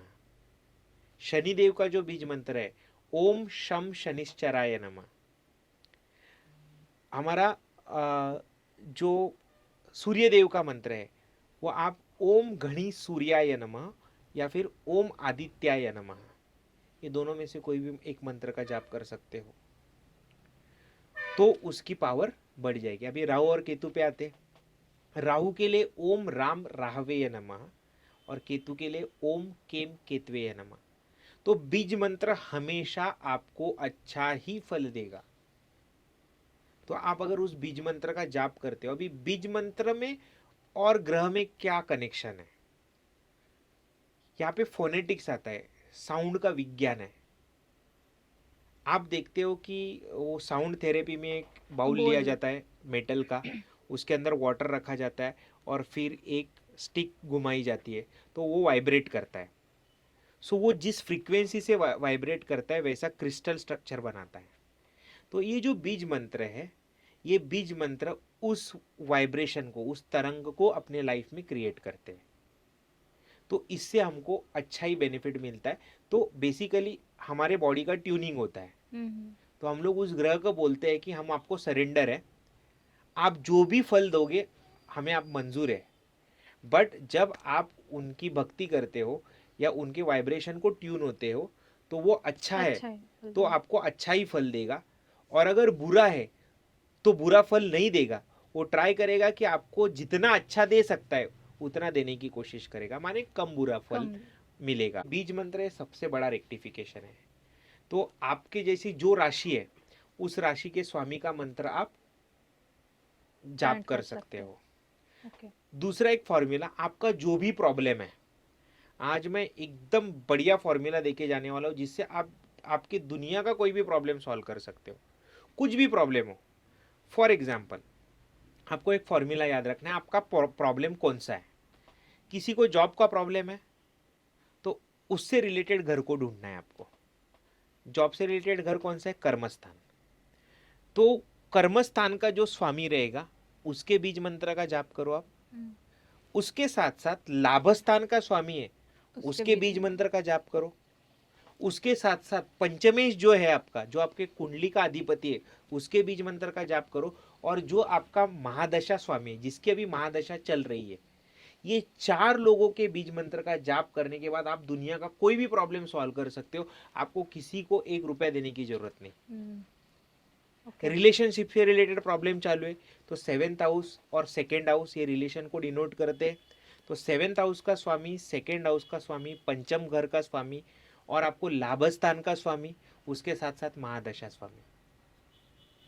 तो जिस कार्य से रिलेटेड जो घर है उनको आप पकड़ लो। भाग्य खराब है, भाग्य नहीं चल रहा है, आपकी कुंडली देखो, गिनो 9th हाउस में कौन सी राशि बैठी हुई है। तो 9th हाउस का जो स्वामी है उसका बीज मंत्र का जाप करो, उसके साथ साथ पंचमेश का जाप करो, उसके साथ साथ आपके जो 11th हाउस माने लाभ स्थान का स्वामी है उसका और महादशा। तो आपको ये फॉर्मूला ध्यान में रखना है, तो कोई भी प्रॉब्लम आप आपके जीवन में टैकल कर सकते हो। देखो प्रॉब्लम n नंबर ऑफ होगी, लेकिन मैं आपको एक सॉल्यूशन, एक मास्टर की देके जा रहा हूं कि ये मास्टर की का यूज करने के बाद आपका प्रॉब्लम, आपको सॉल्यूशन 100% मिलेगा ही मिलेगा। अभी सॉल्यूशन बहुत सारे फॉर्म में मिल सकता है, माने आपको जो प्रॉब्लम है उससे रिलेटेड कुछ ना कुछ तो ऐसा सिग्नल मिलेगा कि आपको पता चलेगा कि हाँ अभी ये प्रॉब्लम के सॉल्यूशन की तरफ मैं बढ़ रहा हूं। ओके, सो ये पावर है हमारे प्लैनेट्स की। तो कोई भी जैसे कि अगर किसी को संतति रिलेटेड इशू है तो पंचम स्थान है, संतति को डिनोट करता है। तो पंचमेश का जो स्वामी है उसका नाम लिख लो, 11वें स्थान का स्वामी है उसका नाम लिख लो, दूसरा कुटुंब स्थान है उसका स्वामी का नाम लिखो, उसके बाद महादशा स्वामी का नाम लिखो। तो 4 प्लैनेट आ गए। तो 4 प्लैनेट के जो मंत्र बताए उस मंत्र का जाप करो। आप सर ये जो मंत्र जाप करते हैं तो जो प्रोनाउंसिएशन में अगर मिस्टेक हुई तो क्या इसका इम्पैक्ट हो सकता है, थोड़ा सा डाइल्यूट? हाँ डाइल्यूट हो सकता है, बट पहले आप जब भी प्रोनाउंसिएशन करोगे तो पहले तो आपको मंत्र जो है इनिशियल कुछ स्टेजेस में जो वाइब्रेशंस है ना, उस वाइब्रेशंस को आपको लाउडली ही प्रैक्टिस करना है। प्रोनाउंसिएशन आपका अच्छा ही रखना है। ओके, और आपको संकल्प लेना है पहले कि मैं किस चीज़ के लिए ये चीज़ कर रहा हूँ, ये उपाय किस चीज़ के लिए कर रहा हूँ। तो फॉर एग्जांपल आपका मैरिज रिलेटेड इशू है तो आपको पहले उपाय करने से पहले अपने कुल देवता को नमन करना है, ग्राम देवता को नमन करना है, और फिर ये उपाय आप किस लिए कर रहे हो कि मैं ये उपाय मेरे जीवन का ये प्रॉब्लम सॉल्व करने के लिए कर रहा हूँ, तो मुझे आपका आशीर्वाद पूरी तरह से प्राप्त होने दो। ये आपको संकल्प करना है पहले। फिर अगर इसमें कुछ गलती होती है तो अगर गलती हो जाती है तो उसके लिए पहले ही क्षमा मांग लो। ओके। हाँ, बट गलती करो ही मत। तो प्रोनाउंसिएशन दिया है तो उसको 2-3 बार प्रैक्टिस करोगे तो अपने आप आ जाएगा। तो पहले लाउडली प्रैक्टिस करना है कुछ दिन, फिर आपको एक बार उस फ्रीक्वेंसी से आपका दिमाग ट्यून हो गया। देखो कभी कभी हम लोग, मैंने आपको बोला कि आंख बंद करो और आपके मम्मी का आवाज याद करो, तो आपको एग्जैक्टली वही टोन सुनाई देता है। हाँ। तो एक बार हमारा प्रैक्टिस हो जाने के बाद अगर हम लोग उच्चारण किए बिना मन में भी जाप करते हैं तो भी सेम फ्रीक्वेंसी को हम लोग ट्यून हो जाते हैं। सो ये उपाय अगर कोई भी प्रॉब्लम ले लो, ये उपाय 101% काम करता है। नाइस। सर मुझे लगता है जिन लोगों को एस्ट्रोलॉजी के बारे में एक्चुअल समझना है कि एस्ट्रोलॉजी सच में कैसे काम करती है और सिर्फ रील्स या बाकी चीज़ें देख के लोग इम्प्लीमेंट कर देते हैं। बहुत बार मैंने देखा है फ्रेंड्स एंड फैमिली में पॉडकास्ट सुन के या जो एस्पायरिंग एस्ट्रोलॉजर्स है जिनको थेरोटिकल नॉलेज है और जिन्होंने खुद का एनालिसिस रिसर्च नहीं किया है, जिन्होंने बारीक बारीक चीज़ें स्टडी नहीं किए हैं, वो चीज़ें गलत तरीके से भी इम्प्लीमेंट होती है और लोगों को उसके इल इफेक्ट्स भी मिलते हैं। तो उन लोगों के लिए ये पॉडकास्ट शायद बहुत हेल्पफुल रहेगा। नहीं डेफिनेटली, क्योंकि क्या है, अगर आपको एक जगह आप रेक्टिफिकेशन कर रहे हो तो आपको ओवरऑल चीज़ों के बारे में सोचना है। समझो कोई गाड़ी है, उसका मैं एक प्रॉब्लम सॉल्व कर देता हूँ स्टार्ट होने का, बट अगर उसके अंदर रेस का प्रॉब्लम क्रिएट कर देता हूँ तो भी वो गाड़ी ठीक से नहीं चलेगी। तो हमको रेक्टिफिकेशन करते वक्त ये ध्यान में रखना है कि ये रेक्टिफिकेशन करते वक्त कहीं दूसरे जगह से तो प्रॉब्लम आ नहीं रही है। तो बहुत सारे एस्पेक्ट है सॉल्यूशन के लिए कितने पैरामीटर ध्यान में रखने पड़ते हैं। तो पहले तो कुंडली आती है, तो कौन से लगन की कुंडली है, 12 डिफरेंट लगन है, तो पहले वो आइडेंटिफाई करो। उसके बाद बंदे की जातक की राशि कौन सी है वो देखो, फिर उसके फेवरेबल प्लैनेट कौन है वो निकालो, उसके अनफेवरेबल प्लैनेट कौन है वो निकालो, ये प्लैनेट्स कहाँ पे बैठे हैं ये देखो, किसके साथ बैठे हैं ये देखो, मित्र के घर में बैठे या शत्रु के घर में बैठे ये देखना भी जरूरी है। उसके बाद प्रेडिक्शन देते वक्त जातक है कौन से स्थान से है इसको भी ध्यान में रखना जरूरी है। उसका प्रोफेशन क्या है, मेल है या फीमेल है, ओके। ये भी कंसिडरेशन में लेना है। उसका एज ग्रुप भी कंसिडरेशन में लेना है। उसकी दशा कौन सी चल रही है, उसकी महादशा कौन सी है, उसमें अंतरदशा कौन सी है, प्राण दशा कौन सी है, आप कितने लेयर में जा सकते हो। सो ये एक कंक्लूजन पास करने के लिए आपको 12 से 15 एस्पेक्ट के बारे में सोचना पड़ता है। तो ये जब ये सभी फिल्टर्स लगा के जो चीज़ उसमें से पास हो जाएगा वो आपका फाइनल सॉल्यूशन होगा। ऐसा हो सकता है कि प्राइमरी लेवल पे वो सॉल्यूशन दिखे, बट अगर आप उसको एक एक फिल्टर लगाते जाओ तो वो बाहर निकल जाए। तो हम लोगों को ये पूरा, मेरा सजेशन रहेगा कि कोई भी रेक्टिफिकेशन करते वक्त आपको एक अच्छे एस्ट्रोलॉजर की सलाह लेनी चाहिए। तो आप एक कंसल्ट करो कोई भी सॉल्यूशन इंप्लीमेंट करने से पहले। जो बीज मंत्र का सॉल्यूशन है वो बहुत जनरलाइज सॉल्यूशन है, इससे इफेक्ट आएगा, डेफिनेटली आएगा, बट प्रॉब्लम कितना है उसके ऊपर डिपेंड है। छोटा प्रॉब्लम रहेगा तो सॉल्यूशन जल्दी आएगा, प्रॉब्लम की इंटेंसिटी बहुत ज़्यादा है तो उनको शायद बीज मंत्र का जाप 1 साल 2 साल भी करना पड़ सकता है। तो ये प्रॉब्लम की इंटेंसिटी डेफिनेटली कम करेगा, ये तो मैं फॉर श्योर। फॉर एग्जाम्पल मैंने सॉल्यूशन दिया, एक गड्ढा है 100 फीट का गड्ढा है और रोज आप 1 किलो मिट्टी डाल रहे हो उसके अंदर, तो भरने में टाइम लगेगा। एक क्रेन भर के लेके आए तो 2-3 दिन में फुलफिल कर दोगे। तो एस्ट्रोलॉजी के ये बहुत मैंने सिंपल सॉल्यूशन दिया है, बट आपके प्रॉब्लम का इंटेंसिटी क्या है, आपका रिक्वायरमेंट क्या है, आपका डेडलाइन क्या है, आप कौन से टाइम तक उस प्रॉब्लम का सॉल्यूशन चाहते हो। आपके चाहने से ना चाहने से कुछ नहीं होता। मुझे ये भी चेक करना है कि ये चीज़ आपके भाग्य में है या नहीं है, मतलब उसका प्रोबेबिलिटी है या नहीं है। 1% तो चांस होना चाहिए। सो 1 मल्टीप्लाई बाय, अगर मैं 100 करूंगा तो अपन उसको 100% पे लेके आ सकते हैं रेक्टिफिकेशन से। कोई प्रॉब्लम का इंटेंसिटी कम है, मतलब उसका 30% इंटेंसिटी है, तो हम लोग उसको जल्दी कवर कर सकते हैं। 99% इंटेंसिटी है तो उसको कवर करने में टाइम लगेगा। सो हम लोग पॉसिबिलिटी चेक करते कि कितना पॉसिबिलिटी है, तो उस पॉसिबिलिटी के हिसाब से फिर हम लोग उनको सॉल्यूशन प्रोवाइड करते हैं, वो उनका टाइमलाइन देख के। हाँ, अगर हमको लगता है कि ये होना हमारे हिसाब से तो पॉसिबल नहीं है, तो फिर हम लोग उनको डायरेक्ट बताते हैं कि आप ये चीज़ों पे टाइम वेस्ट करना मुझे लगता है कि छोड़ना चाहिए, बट फिर भी आपकी इच्छा है तो आप ट्राई करो। 5 साल के बाद आप वही कंक्लूजन पे आओगे जो मैंने आपको अभी बताया है, बट वो कंक्लूजन आप 5 साल के एक्सपेरिमेंट करने के बाद, ये एग्जाम्पल दिया, कभी कभी समय ज़्यादा भी लग सकता है, कम भी लग सकता है। तो ये इतने सारे एस्पेक्ट को ध्यान में रखना ज़रूरी है। तो एस्ट्रोलॉजी ये साइंस है, वेदों से आया हुआ साइंस है, it is a observational science. मुझे खुद एस्ट्रोलॉजी को समझने में 12 साल लगा। सर ऐसे जो लोग हैं जो मानते नहीं है कि हम तो इसको मानते नहीं है, मतलब बहुत से ऐसे लोग होते हैं जो जब शादी करनी है तो कुंडली मैच करते हैं, तो बहुत बार लोग बोलते हैं कि हम तो मैच नहीं करते क्योंकि हमारे घर में लोग इसमें बिलीव नहीं करते। तो आपका ऐसे लोगों को क्या सजेशन है, या उनको एक आप क्या मैसेज दोगे जिनको एस्ट्रोलॉजी ओके, पे बिलीव नहीं है कि ऐसा होता है? नहीं, एक बहुत अच्छा सवाल है। देखो, जनरली अगर हम लोग हमारे इंडिया का मैरिज सिस्टम देखेंगे तो बहुत बार अरेंज मैरिज होता है।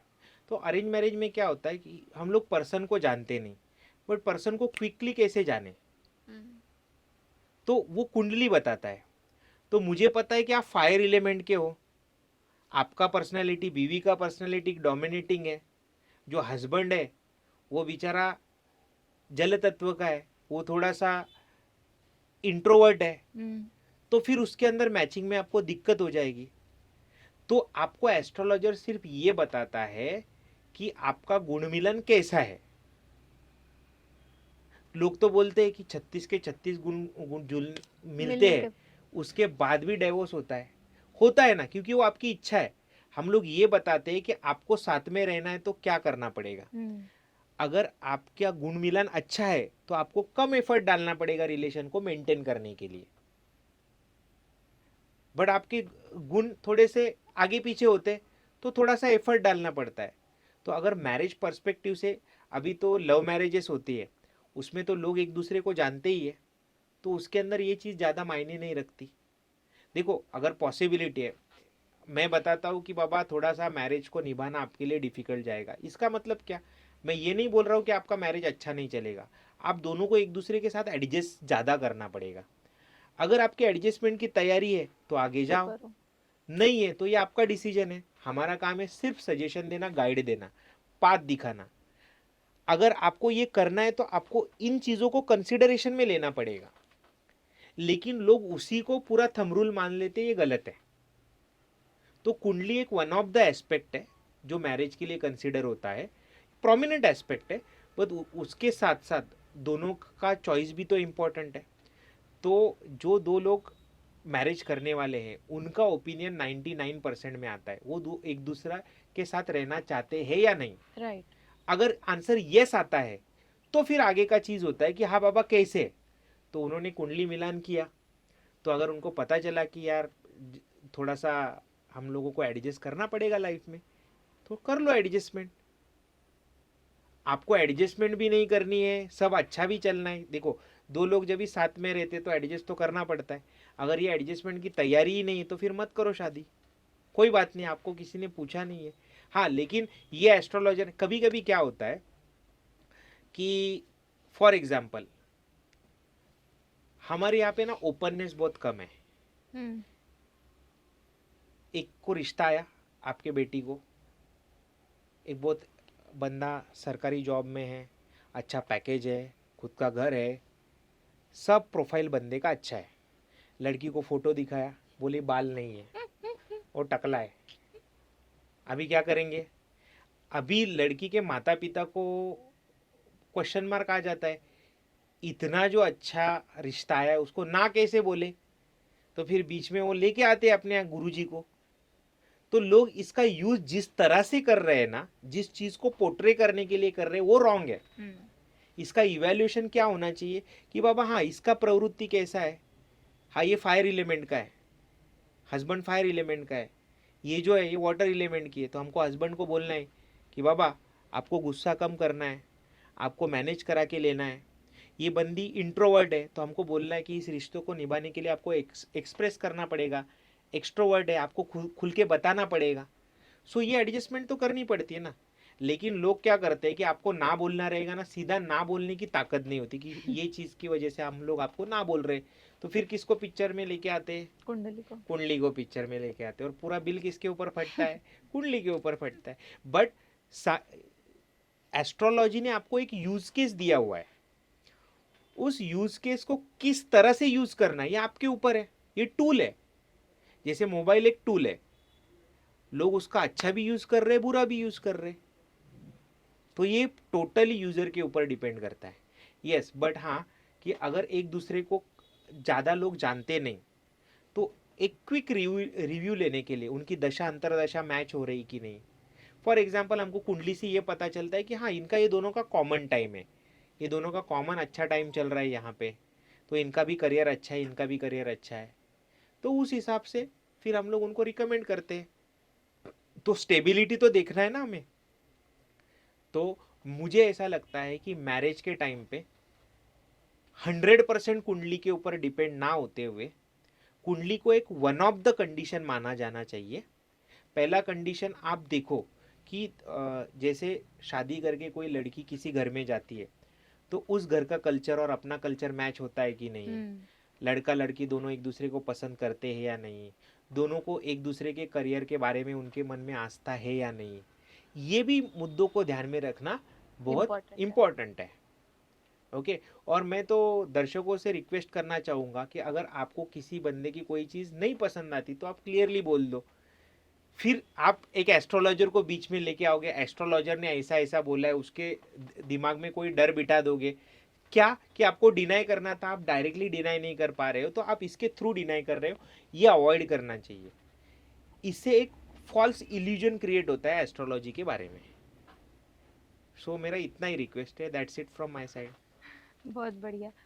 मैं इसे सम अप करते वक्त मुझे इतना समझ रहा है कि एस्ट्रोलॉजी एक साइंस है जिसे अगर प्रैक्टिकल तरीके से इम्प्लीमेंट करे और प्रिसाइज तरीके से राइट इंसान अगर इम्प्लीमेंट करता है तो एक बहुत अच्छा टूल है यस, लाइफ को इजी करने के लिए। डेफिनेटली बहुत अच्छा टूल इफ है। It is in the wrong hands, अगर कोई गलत इस्तेमाल करता है तो ये हार्मफुल भी हो सकता है, इसके साइड इफेक्ट्स भी हो सकते हैं। 100%। एस्ट्रोलॉजी की चॉइस हम किससे कर रहे हैं, मतलब हमें गाइड कौन कर रहा है, ये बहुत ज्यादा इम्पोर्टेंट यस, है। गाइड कौन कर रहा है ये भी इम्पोर्टेंट है, गाइड किस तरह से कर रहा है ये भी इम्पोर्टेंट है, और आप उसका गाइडेंस किस तरह से इम्प्लीमेंट करते हो। मैं डॉक्टर के पास गया, मैंने मेरा प्रॉब्लम बताया, डॉक्टर ने प्रिस्क्रिप्शन लिख के दिया, बट मैंने उस प्रिस्क्रिप्शन को फॉलो ही नहीं किया। सो आउटकम, कोई भी चीज का आउटकम लाने के लिए बहुत सारे वेरिएबल्स को और फैक्टर्स को कंसिडरेशन में लेना पड़ता है। आस्था भी होनी चाहिए। यस, आस्था भी होनी चाहिए। तो मेरा तो क्लियर कट मानना है कि ये चीज है, एग्जिस्ट करती है, इस मैकेनिज्म को आपको यूज करना है तो करो, नहीं करना है तो मत करो। फॉर एग्जाम्पल, अगर आपको कोई मोबाइल लेना रहेगा तो आप क्या करते हो, आप नेट पे जाते हो, आप सर्च करते हो कि मोबाइल का कॉन्फ़िगरेशन क्या है, मोबाइल कैसा है, मोबाइल किस तरह से वर्क करता है, कैमरा कितना मेगापिक्सल का है। तो आप एक सिंपल मोबाइल के बारे में इतना जानने की कोशिश करते हो, बट आपको एक पर्सन के साथ लाइफ स्पेंड करना है। तो ये एक टूल है कि जिससे आप उसको और क्लोजली जान सकते हो कम टाइम में। तो फिर आपको पता चल गया कि अरे हाँ, ये बंदे का मैकेनिज्म इस तरह से, फिर आपको उसके साथ रहने के बाद पता चलेगा कि वो कौन से एक्सटेंट तक है। फिर you have to do the trial and error. Correct. तो ये भी एस्पेक्ट बहुत इंपॉर्टेंट है। Very nice. Shall we sum up? Yes, definitely. तो मैं इतना ही कहना चाहूँगा कि ऑकल्ट साइंस है, ये एक गाइडिंग साइंस है। इस गाइडिंग साइंस का यूज़ आप कैसे करते हो, किसके थ्रू करते हो, किस चीज़ के लिए करते हो, कौन सा मोटिव रख के करते हो, क्योंकि अगर आप सही चीज़ सही मोटिव से करोगे तो उसका सही रिजल्ट मिलेगा। अगर आप चीज़ सही कर रहे हो बट आपका मोटिव गलत है तो आपको उसका गलत रिजल्ट मिलेगा। अल्टीमेटली कोई भी ऑकल्ट साइंस अकर्मण्यता को नहीं दर्शाता। ये मेरा पर्सनल ओपिनियन है, मानना है। बहुत सारे लोग अभी जो मैं बोल रहा हूँ उससे ऑफेंड भी हो सकते हैं। ओके, बहुत बार लोग आर्ग्यू करते हैं कि ये शास्त्र ऐसा नहीं। तो मैं चाहता हूँ, अभी जैसे वास्तुशास्त्र होता है, बोलते हैं यार ऐसा कुछ नहीं होता। ठीक है, कुछ ना होने के लिए आपके पास क्या बेस है? तो मैं चाहता हूँ कि जिनको ना बोलना है और जिनको हाँ बोलना है, दोनों ने पढ़ाई करना चाहिए। आप विश्वकर्मा प्रकाश पढ़ो, विश्वकर्मा वास्तुशास्त्र पढ़ो, अपराजित पृष्ठ पढ़ो, राजवल्लभ पढ़ो, मयामतम, वराह मिहिर, वृक्ष आयुर्वेद, इनका स्टडी करो। स्टडी करने के बाद फिर आप आपका ओपिनियन देने के लायक हो जाओगे। करेक्ट। तो अगर कोई बंदा इनको स्टडी करके फिर अपना ओपिनियन देता है, then I will consider his और हर ओपिनियन। बट आप किसी का सुन के, आपको कुछ पता ही नहीं है उसके बारे में, और आप आर्ग्यू कर रहे हो वो है या नहीं, तो आर्ग्यूमेंट का बेस ही गलत है। तो आप क्या करोगे, आपका भी टाइम वेस्ट करोगे, सामने वाला का भी टाइम वेस्ट करोगे। और मैं ये नहीं चाहता कि आप किसी को हार्ड एंड फास्ट रूल नहीं कि इसको फॉलो करो। जिसको अपने लाइफ में बेटरमेंट चाहिए तो वो ये टूल को यूज करता ही है, डेफिनेटली है, 101%। Okay, thank you. Thank you so much. Thank you.